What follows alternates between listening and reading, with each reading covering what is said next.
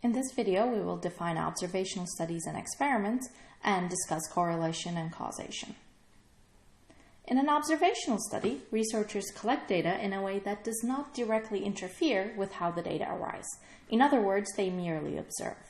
And based on an observational study, we can only establish an association, in other words, correlation, between the explanatory and response variables.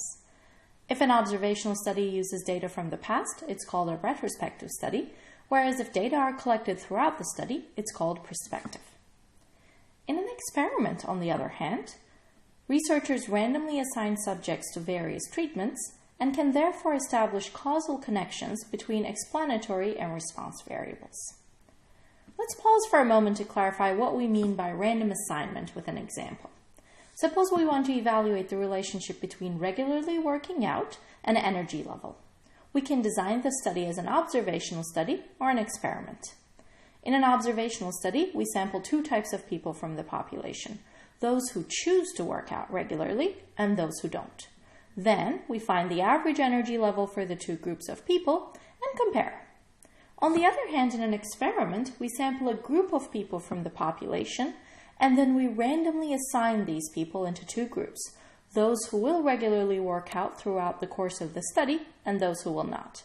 The difference is that the decision of whether to work out or not is not left up to the subjects, as in the observational study, but is instead imposed by the researcher.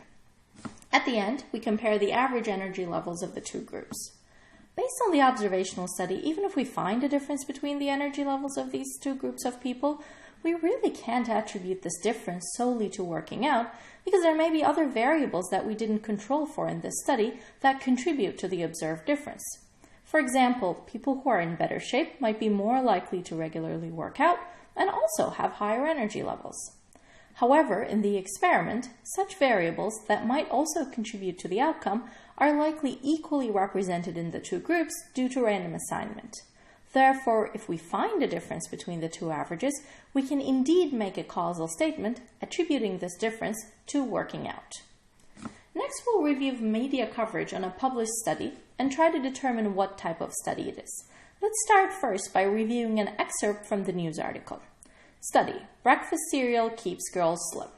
Girls who ate breakfast of any type had a lower average body mass index, a common obesity gauge, than those who said they didn't. The index was even lower for girls who said they ate cereal for breakfast, according to the findings of the study conducted by the Maryland Medical Research Institute with funding from the National Institutes of Health and cereal maker General Mills. The results were gleaned from a larger NIH survey of 2,379 girls in California, Ohio, and Maryland who were tracked between the ages of 9 and 19. As part of the survey, the girls were asked once a year what they had eaten during the previous 3 days. The title of the article says, "Breakfast cereal keeps girls slim." But there are actually three possible explanations here. 1. Eating breakfast does indeed cause girls to be slimmer. 2. Being slim might cause girls to eat breakfast, so the relationship could be reversed. 3. There may be a third variable that is responsible for both being slim and eating breakfast. For example, generally being health conscious might result in being slim as well as starting the day off with breakfast. Such extraneous variables that affect both the explanatory and the response variable, and that make it seem like there's a relationship between them, are called confounding variables. If you're going to walk away with one thing from this class, let it be correlation does not imply causation. And what determines whether we can infer causation or correlation depends on the type of study that we're basing our decisions on. Observational studies, for the most part, only allow us to make correlational statements, while experiments allow us to infer causation.